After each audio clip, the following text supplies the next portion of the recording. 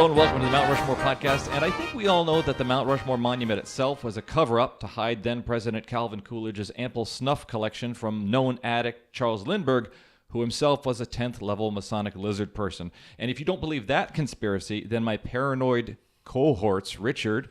Hello? And Michael... Howdy.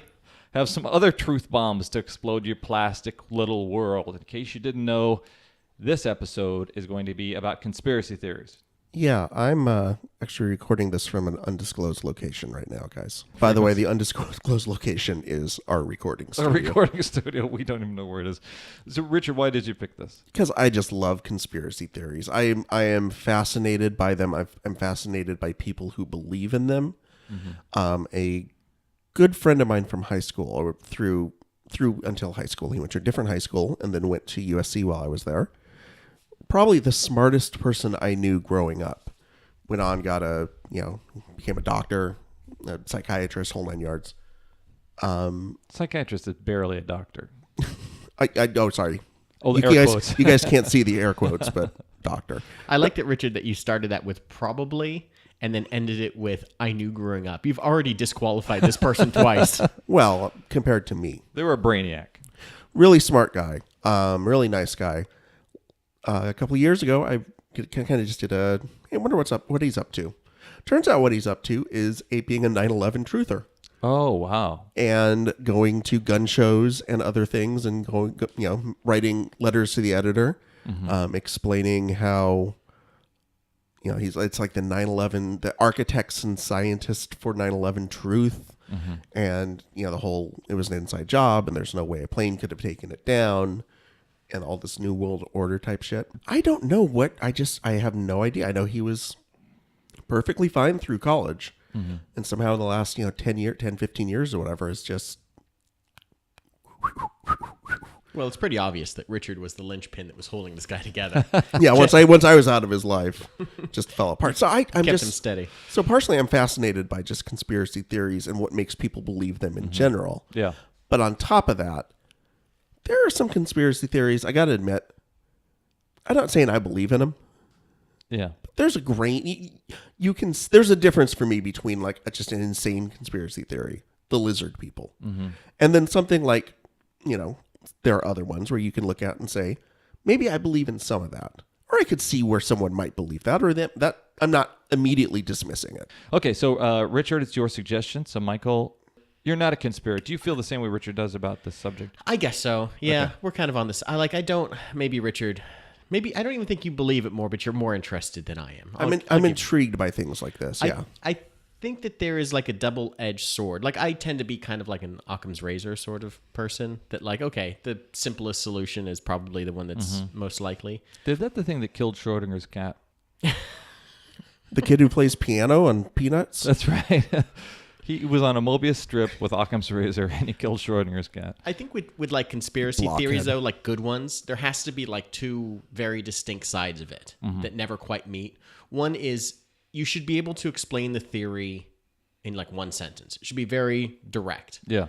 But then the other side is it is so convoluted and takes so much extra explanation once you like say to the person, "Oh, okay." Like if you say, "Oh, okay," and then you open up the door to what's behind, just like the facade, then you're like down the rabbit hole of like, oh my God, can't I get away? Where's my wife? Can't she just get me out of this party? And there also has to be no way that you can factually prove them. Yeah. Like incorrect. There has to be something so that no matter what you say, well, actually they prove this. That they go, well, no, but who proved that? Yeah. Scientists, they're all part of the Illuminati or whatever, or just I know they proved that, but then this, and this, and it's just when you talk to people, I guarantee you every person that somebody listening to the show knows, everyone knows at least one person who believes some crazy conspiracy theory. They just haven't talked to them about it, but people believe weird shit. So the fundamental elements of a conspiracy theory seem to be a group of individuals who are keeping some amount of truth from the rest of the world. Is that one of the things? Typically, I would say, yeah. Does it also have to do with high-profile things? So I think I have some theories regarding things that really aren't that much of any kind of consequence about kind of dumb things that happen in popular culture. But it usually seems to have something that would have a global impact. Is it all unprovable? Is it all unprovable? Oh, it has to, I think a cover-up has to be involved. I don't know necessarily it has to be earth-shattering. There's a couple of mine that I have that are less sort of like global conspiracy and more just sort of very specific. When Fidel Castro died, there were some... So they say. Publications, so they say. Yeah, died, quote. He's living in a apartment with Walt Disney somewhere. There was publications that talked about the attempts on his life by the CIA or something, and then they had something like a piano was rigged to blow up if he played a certain note on it. That's how you know it's true, when you said or something. Or something? No, this was like an actual like Senate report. Senate report. Yeah, if you can believe that. So all that stuff, if Fidel Castro were to say, they're trying to kill me, they rigged my piano to blow up when I play middle C, you would think, please, Fidel, come on, you're an idiot. What exactly are you smoking in that cigar? Yeah. By the way, also something they tried to kill him with. A cigar? Yeah, they wanted to actually have a cigar, I think, that was either laced with cyanide or actually would blow up like in the cartoon. It's so funny that they're using things from the back of a comic book catalog to try to kill a dictator. It was very spy versus spy. Okay, so Richard's choice, which means Michael conveniently goes first. Suspicious. I will just give one quick preface. I did like zero research. Oh, or did he? My first one is the JFK assassination. Also on my list. Good. Because something's up there, you guys. Are you sure? I will tell you, I had two sources of thought for this, and they're both very pop culture. One is the JFK movie by Oliver Stone, and two was a book called American Tabloid by James Ellroy. Sure. And, both deal with different aspects of kind of the same thing of all of the different machinery in play to kill President Kennedy, whether it was the CIA who was in cahoots with the FBI, partially to try to take down the Cuban communist government, and then also the mob was involved. And it just, the threads start getting pulled and start, you tie one thread to one pin and you attach it someplace else and it becomes this big spider web of...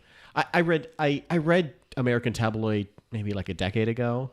Right. And I reread the summary for it, and I just got lost. Yeah, and I think that this is the preeminent conspiracy in America. Oh, sure. I'm looking right now at these polls, and you see them all the time that 59% of Americans feel that multiple people were involved. Only 20% feel that, Lee Harvey Oswald was a lone gunman and acted alone.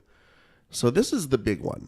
I think what sold me was just the acting performance by Donald Sutherland as quote X in JFK. Right. He has like this 4 or 5 minute just long, soliloquy with, this probably Oliver Stone's best work as a filmmaker, with the quick cuts and the ratcheting up of tension and the music. And I think when a piece of film, I mean, even fiction as this is, can kind of make you go, you know what? I kind of believe it. Yeah. I think it, holds a lot of water. It does show the polarized political environment. Whether it's presupposed to lead to Kennedy's assassination, it's almost saying, here's where the dried leaves were. Here's where the match was. Here's where the gasoline was. Right. Are we surprised that all this all led to something catastrophic? So I had a strange... You picked this, and why, Richard? Well, I think I picked it for the same reason probably Michael did. It is the preeminent sort of conspiracy theory of our time. And it's something that people try to completely put to bed. Right. And it's just, they never really do. Like one scientific study will come out and say, no, look, we have the audio of it. We can tell there was only, 3 shots.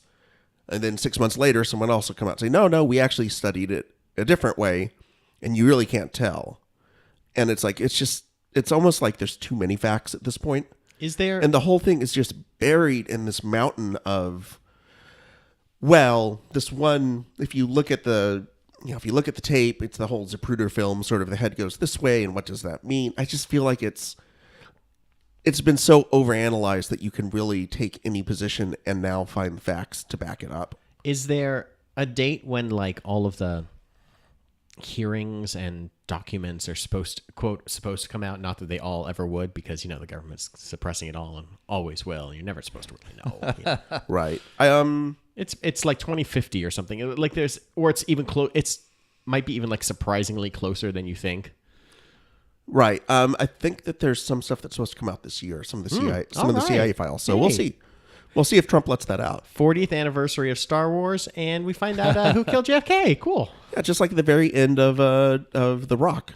I'll tell you one of the most awkward conversations I ever had was when I was picking up Spalding Gray, God rest his soul, from the airport to come speak at the college I was going to, and it was 1992. Did he have a map with him?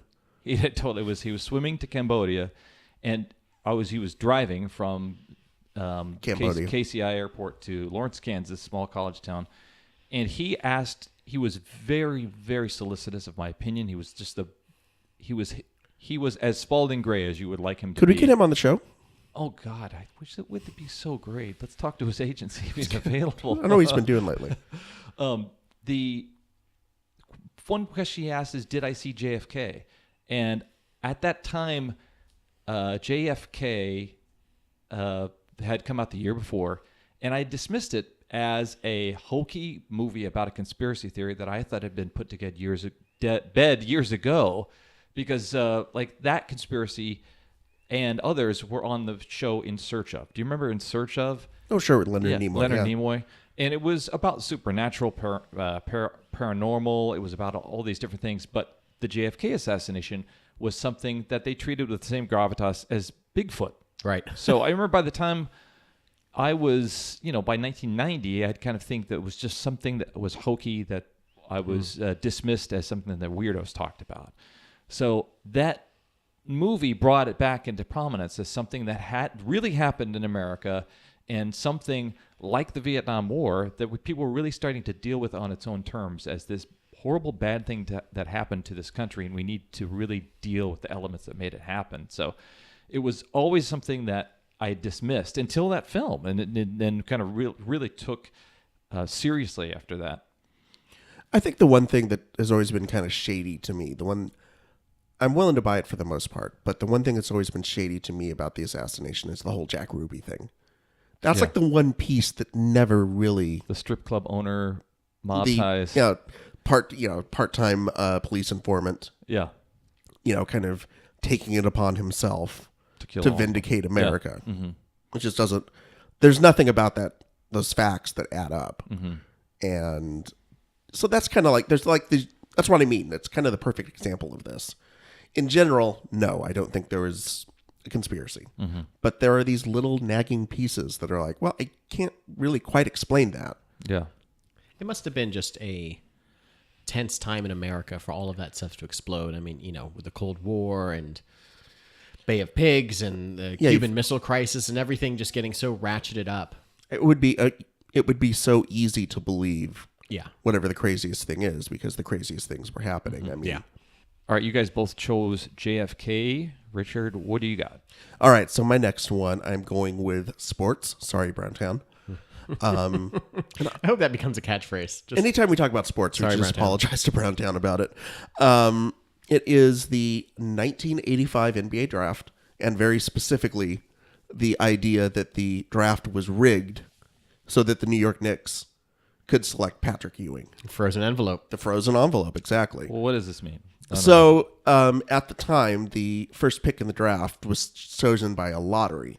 And I think it was whatever it was, like the 12 worst teams had they put it like into a big ball. It was like lottery type bingo balls. Mm-hmm. But instead of balls, they used envelopes. And each envelope had like the logo of whatever team was involved inside. So it was like the 12 worst teams from the previous year. And everybody wanted to draft Patrick Ewing, who was like a 3-time All-American at Georgetown, was like the one surefire pick in the draft. And somehow that wound up going to the New York Knicks, who needed it the most. And, who had been really down the last few years, and the NBA really didn't like having their New York team be really bad. Mm-hmm. And the theory is that somehow whenever the envelope was pulled out of the hopper, that the commissioner, David Stern, was tipped off as to which one to pull. And one of the theories floating around is that it was that specific one was placed like in a freezer until right before the draft. They did the draft, so that he knew just whichever one is cold. Oh, that's the one you pull out. Mm-hmm. Now, what did David Stern have to gain by New York getting the first pick? Well, because it's the largest media market. It's, if you want TV ratings, it's much better to have the New York team doing well versus being an also ran. And who else was in the lottery that year? Or any other big markets that could have benefited from, like, okay, if Milwaukee doesn't get it, who cares? I'm trying to look. I want to look this up real quick. I know that there had been, and the whole lottery was created to kind of stop people from tanking. Good job, NBA. Yeah, it really worked How's out. that well worked there, out for you? And they were going to do ping pong balls, but they thought that it felt too much like a circus. That's the quote I'm actually reading here from a big SI story. Who was the other team in that? Shoot, I will. Okay, so the last few teams actually came down to the Pacers and the Knicks. Okay, and I don't think the NBA has any usefulness. Like, they don't give a shit if the Pacers are good or not. It doesn't help the league as a whole. or so they say. Yeah. I mean, the last few teams along with them were the Sacramento Kings, the Atlanta Hawks, the then Seattle Supersonics, and the shitty 80s Clippers. So that's just always been like this big theory. And people will go and, overanalyze the video of when he's reaching in to pick the envelope. Because it kind of looks like... Is his tongue stuck to it? Yeah, I got that, my mom. Let's pick up the Knicks. No, he actually puts his hand on it and goes, "Ooh, brr, cold." It does look a little bit when you watch the video of it, and we'll put it up in the show notes, like he's kind of grasping for one in particular. How long does an envelope stay cold? Well, if it's made out of ice, What? it would probably stay cold for a while. I don't know. Who the hell knows? A steel envelope. I guess I shouldn't believe this. It sounds too Yeah. bullshit to be real, but knowing what I know about the NBA and David Stern and how generally corrupt I think he was as a commissioner, Yeah. I wouldn't put this past them. It doesn't seem... Considering that people bet on the outcome of professional games, and there is a veracity that needs to be upheld within that, but ultimately the NBA is entertainment, and they were trying to make some good entertainment, right? But this is not supposed to be rigged. They're all individual team owners. You're supposed to have an equal chance at getting this top pick, right? Well, and there's just little stuff like the accounting firm that was auditing the draft also worked for Gulf and Western, which owned the Knicks at the time. So there's just like these little like... There's enough. If you pull the thread... Yeah, if you pull the thread... this entire jersey is coming unraveled. Exactly. Okay, Michael, what's your next choice? My next one is a double cover-up. Whoa. Uh-oh. Area 51. Oh, wow. Okay. It's not that aliens are there. That's a government conspiracy to keep you from knowing about the secret stuff that is there. Okay. So they're developing new technology, right? All right. You can build it over at Lockheed Martin. Mm-hmm. Yeah, that's all a front. You guys. Hey, you guys. Let's do this. Let's create an absurd situation where aliens crash landed in the desert that gets people, all excited. Yeah. And so people think it's that because it's out of control. But really, we're just building, Nuclear warheads or SR-71 Blackbirds and stuff that's way before your time in the 50s. Do you think what makes these theories, ultimately they're stories, and what makes them compelling and repeatable is nuances that make us excited, like that gets your goosebumps. And I think like a cold envelope that feels like something out of espionage or Hitchcock. Right, yeah. Literally, you get goosebumps from that. Right. Yeah, literal goosebumps. I think there's an aspect of like the fantastical. Yeah. And I think it's always people just want to believe. People want to. I believe that there are aliens out there. I do not believe that aliens have visited the Earth. Aliens always seem like a way to explain away your problems. Yeah, the meme with the guy with his hair up in the air says aliens. Yeah. But I like the idea of like a cover-up for the cover-up or a double conspiracy by the government that they have to go out and create the idea that aliens came down. Maybe they didn't even initially create it. Maybe they just didn't deny it. Right. That seems more likely. Is like someone started asking questions and it's like, well, we can't tell them what it is. So, no, we can't. We officially can't say that it's aliens. We can't say that a UFO confirm crashed. or can deny it. Yeah. And people start disappearing. Right. Or they don't. They just get drunk. I think a lot of these turn into like, well, they were just drunk. They're just totally drunk, totally wasted. I think that seems to coincide with our hoaxes episode that we did a couple months ago. That's right. They were drunk, and then they decided to make crop circles. I mean, I don't know. Do you guys believe in that aliens visited the Earth or anything in terms of, like, I believe that multiple ancient civilizations have come up with the same sort of pyramid design all throughout the world, even though they're thousands of miles apart, the same way that comedians all come up with the same sorts of jokes, just out of the ether. It's like, I don't think that one necessarily stole from the other, but everyone has a good take on paper towels, and sometimes that they're, someone came up with perforating paper towels first. Yeah, but it isn't doing that hard. Yeah, exactly. It's I believe in the Fermi paradox, named after Enrico Fermi, the the germ guy, and the apparent contradiction between the lack of evidence and high probability for the existence of extraterrestrial. Can we discuss being known as the germ guy? Germ guy. For a second, let's walk this back. That would not be what I want to be known Why as. are you not calling me a brilliant scientist? No, you're the germ guy. Stay away. Cover your mouth. I don't know. Aliens. Aliens. What are you going to do? Aliens. Okay. The one thing, I'll put a little button on this. I believe that... I like a little button. I believe that former presidential candidate Hillary Clinton, she vowed to get to the bottom of what's at Area 51. Oh, really? Oh, she did? Yeah, that. And Was it in her emails? Even though... Are her emails at Area 51? Is that what it is? What I love is that even though her husband was president, he didn't even tell her, and that then she still believed in theory. You know what? As president, he's not allowed to tell anybody, even though I'm his wife. But didn't Dennis Kucinich, the former Democratic candidate, say that he seen an alien? I believe so. Oh, God. And I think Jimmy Carter did too. I just feel like some sort of Clinton was probably just a cover up. I can't come home, Hillary. Too We're busy looking for some aliens at Area 51. Okay, Bill. More like Area 69, am I right, boys? Right. That Area 51 is one of those names that sounds like its own porn parody. It does. Totally.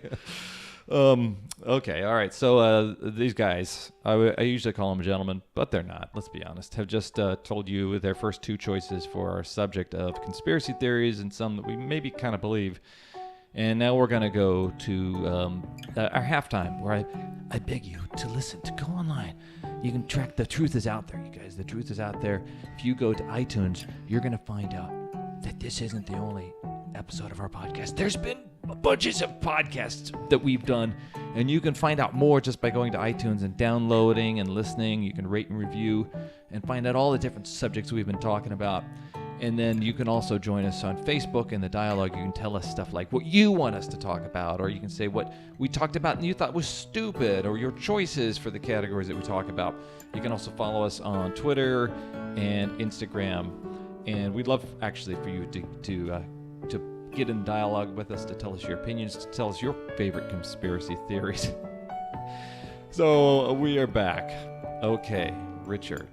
All right, so mine next one involves the UK politics. And it is kind of a dual one. It is first that former Prime Minister Harold Wilson in the 60s and 70s was a Soviet spy. okay.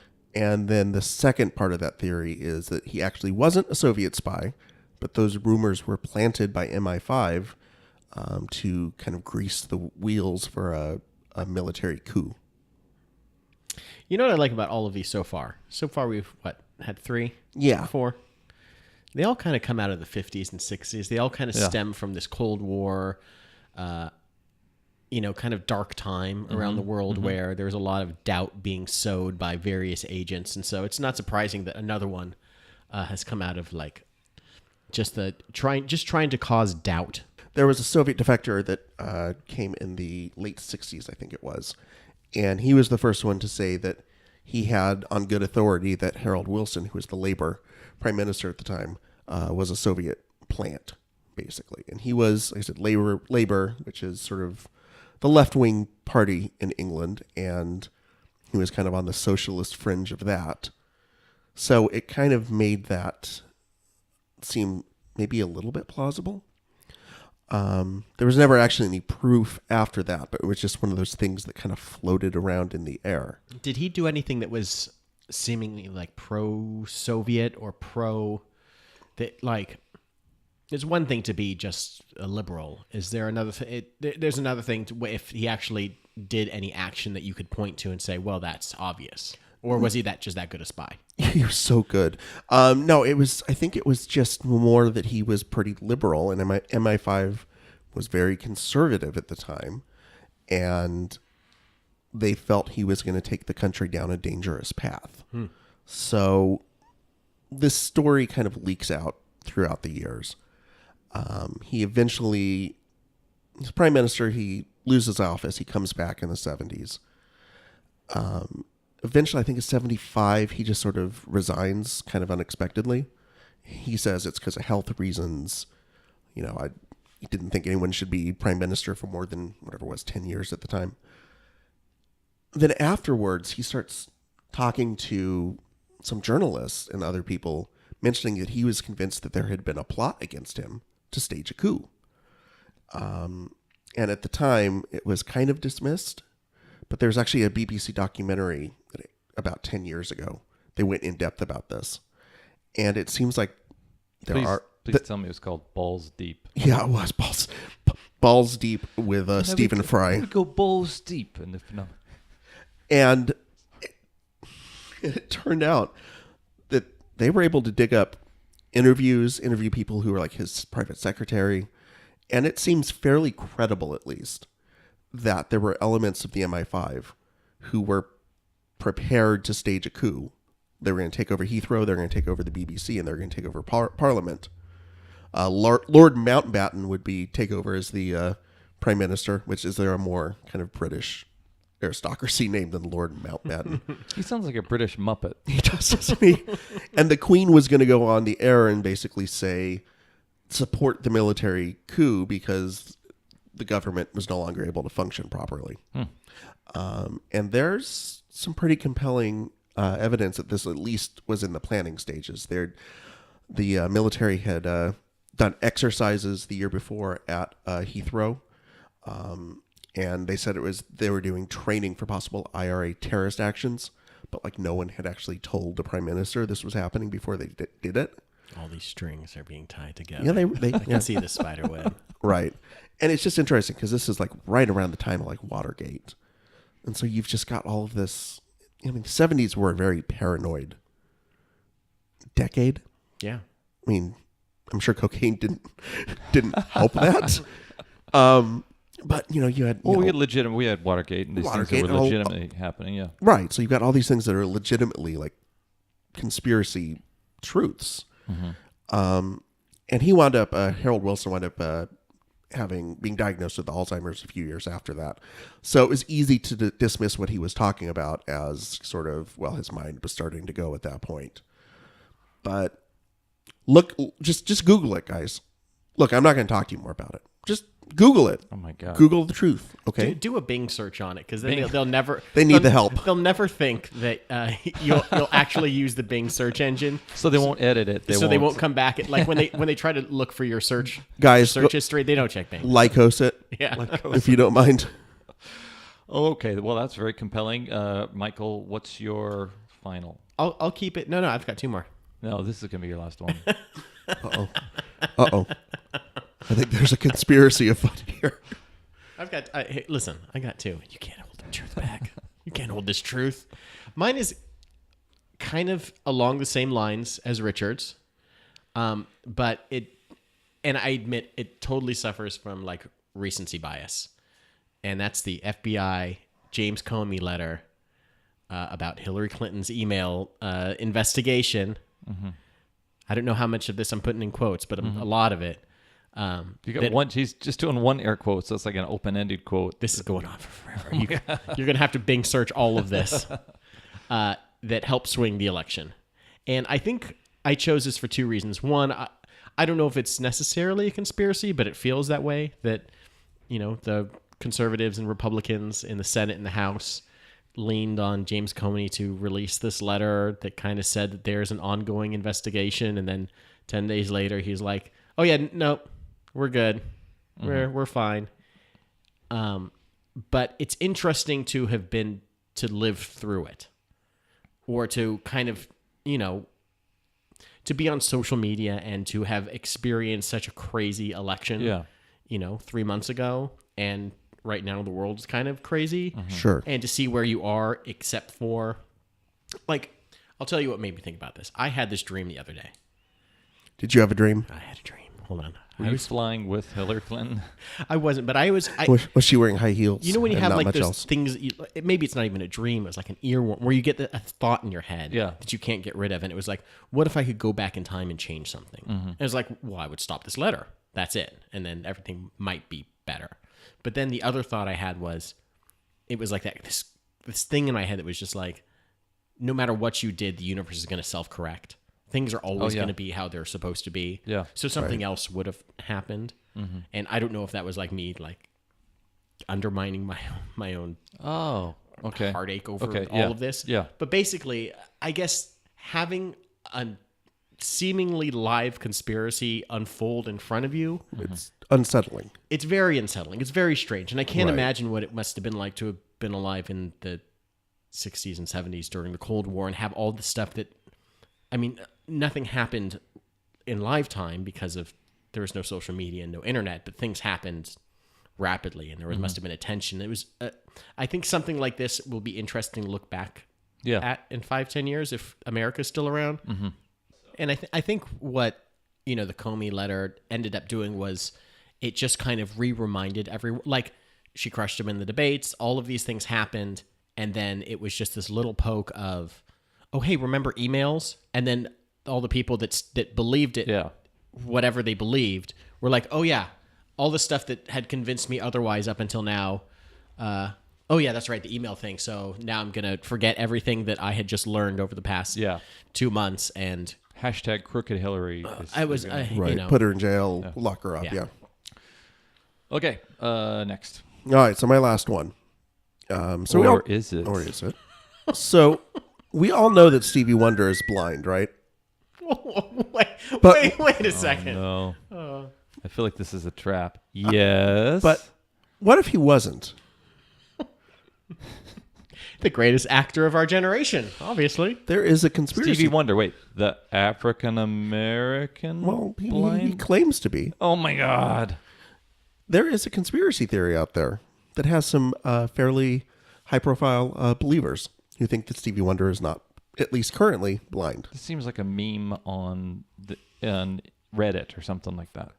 Yeah, probably. Okay. But What are the supporting? there is some supporting evidence. For one Look thing, how well he plays that piano. yeah, I can't play piano with my eyes closed. I've tried it, guys. It's really hard. Look, he performed LASIK on somebody. There's one of the biggest proof points is he was performing at the Kennedy Center Honors for Paul McCartney. It's the concert they have in front of the president.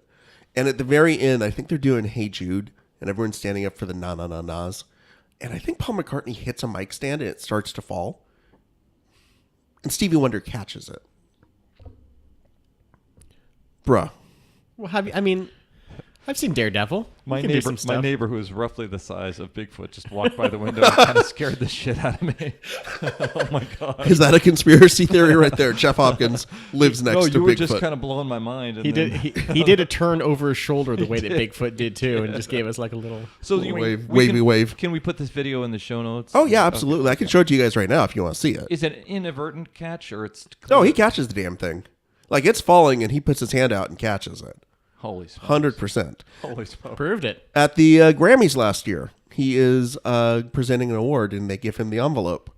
And It's frozen. And he pretty clearly comes down to look at it like he's reading it. Why? Hello. But I mean, wouldn't it be in Braille? Well, but he's not. But so he would be feeling it. Why is he looking at it? There's no reason to look at it. I think also, here's my counter: the clothes he wears. The fact that he still has braids, even though he's still has braids, massive male pattern baldness. Well, so wow, I've never heard this. This is amazing. Kind of mind blown. Right Bomani Jones, who is a sports writer, he's on ESPN on a couple of their shows. They're people yelling about sports shows. He swears that one of his friends sold Stevie Wonder 3 plasma TVs a few years ago for his house. Well, I mean, it is. Blind people have, family members that are not blind. Yeah. Anthony Anderson, the actor and comedian, claims that Stevie Wonder beat him in a basketball game, free throw shooting contest. Well, was he shooting underhand the way you're supposed to increase your chances? Granny It's all style. feel. This is, I think, of the conspiracies that we've heard, seems the most unfounded, but also harmless, but also racist. He goes to basketball games and sits in the front row. Why does he need to sit in the front row? Does he need a better view? Is this all just kind of challenging our presumptions of what visually impaired people can or can't do? Like, Jeff, here's a picture of him taking a photo of Michael Jackson's wax figure at a museum. That's like a Saturday Night. Remember the Saturday Night Live sketch? The Nikon commercial or something like that? Yeah. He's really doing it here. And he was known as a prankster when he was a kid.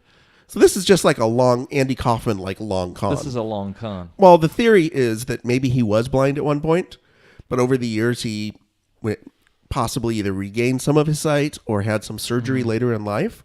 But now he's known as Stevie Wonder, and being blind is part of his thing. No, you don't think So that if people realize that he can now see again, he wouldn't be Stevie Wonder. I got to think that would trend on Twitter if blind guy can see now. I would think that would draw a lot of attention. That would be baked into your talent. Like, if at some point that you were blind and you've written all these great songs, and then you have sight suddenly, or unblinded, or I don't even know what the technical term for it is. It's blind spelled backwards.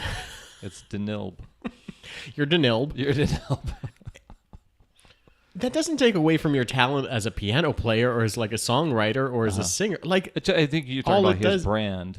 Right, his brand is blindness. Yeah. Sort of. And braids. And Guys, I'm not... Look. I know. This is a kind of... I'm not saying that Stevie Wonder isn't blind. You're saying I'm saying conspiracy. He might not be blind. Who benefits from it? Blind people. Okay, here. The blind. They get Stevie Wonder as their champion. On Team Blind. Why would he not be blind? Who benefited? Who has the power to cover it up? Well, that's what Donald Sutherland asked. Okay. So who does it benefit? Him, because it keeps his brand on point. Okay. What's the second one? Why? Well, same thing. So he doesn't want people to know he's not blind, so that he can continue to be the blind genius. Okay, and then who has the power to cover it up? Him. He does. So 3. So all of him. All of him is just a so we'll never evil know. genius, basically, is what I'm saying. I don't believe this, but I do believe Stephen Hawking can walk and can jam from the 3-point line. Well, no, actually, you're a little mixed up. He was a playable character in NBA Jam. Are you serious? No, he was not. Oh. But that would be awesome if he was. See, this now I sound dumb. Okay. All right, so I'm just saying, guys. You guys do the research on Bing it. Look it up for yourselves. All right, I'm going to look that up on Lycos. All right, Michael, what's your final? My last. You think? Where are we going to go? My last one is the new Coca-Cola returns. Oh, I love this theory. one. There's multiple theories behind this, but go ahead. Okay, well, we'll get into There's a diet theory. There's a cherry theory. Splenda. 0 calories. This the is the theory that Coca-Cola introduced New Coke in an effort to reintroduce Coca-Cola as like Coca-Cola Classic, but change the formula on Coca-Cola Classic to something that is more affordable for them. So instead of using like cane sugar, they changed to a different, more affordable sugar so that they could benefit from it. Wasn't it high fructose corn syrup, I believe? Probably that. Oh. So basically, here's this crappy Coke that nobody wants, that we're going to get rid of the other Coke. Meanwhile, we're going to go tinker with the original Coke, and by the time we bring it back, everyone will be like, oh, thank you, even though it's not quite right, but nobody will know. There's no... You'll be so happy to have the old Coke classic back that you'll kind of overlook. You won't remember. Not enough super tasters out there in the world that will put it back on target. Because memory has to do with it. Like, it's your feeling about it in part, right? Yeah. Because it feels like it's, oh, thank God, and that tricks your sense to some extent. But I don't know. It must have, the only thing, it must have smelled the same. A thing that's going on, have you heard of Pepsi 1893? Or have you tried it? I've heard of it. Okay, so I had this the other day. If I do drink, Does it have iodine in it or something? it has Cocaine. It has cola nuts and real sugar and sparkling water and different. Like, basically, they are trying to reintroduce an older style Pepsi drink. Oh, okay. I don't think they're trying to replace it the way that New Coke flat out replaced Coca-Cola. Like throwback. Yeah, to give it kind of a more old-timey feel. I got the feeling it's to compete with like the Mexican Coke Oh, maybe that is too. or the real cane Yeah.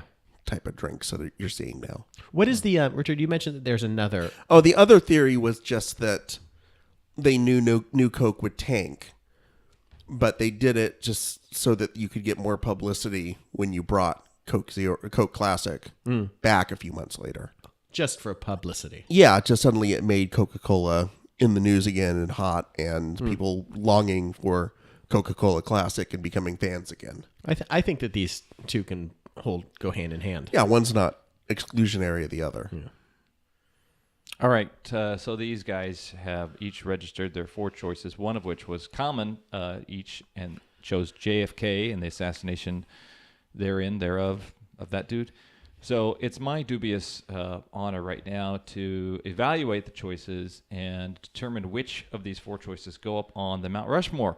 For this, our category of Mount Rushmore of conspiracy theories that may or may not be true or believable. Here are the choices I'd like to go with. I'd like to go with JFK because he was a president and therefore does belong on Mount Rushmore. And his very presidential and very earth-shattering conspiracy theory has been something that Americans dealt with really the second half of the 20th century and is still kind of dealing with and reckoning with. It really changed our culture. I also would like to go with the another political conspiracy theory and the impact it had on politics in Europe, and that is the British Prime Minister Harold Wilson was a Soviet spy and was almost overthrown by the army.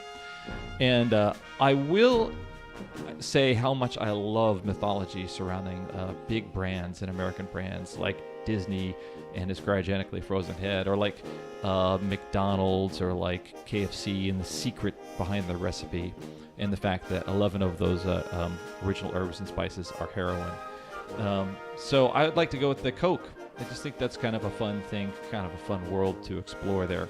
And then the 4th, just because it's so entirely ridiculous, is that Stevie Wonder isn't blind. We're not saying he isn't blind if anyone's lawyers are listening. We're not claiming that. Do you know what this... We're just saying that he may not be. There's no proof either way, right? Do you know how I feel about that choice? Very superstitious. Okay, this has been the Mount Rushmore podcast. I am, or I may not be, Jeff. I am the person playing Richard. Oh, I'm Michael. Sure. Sure.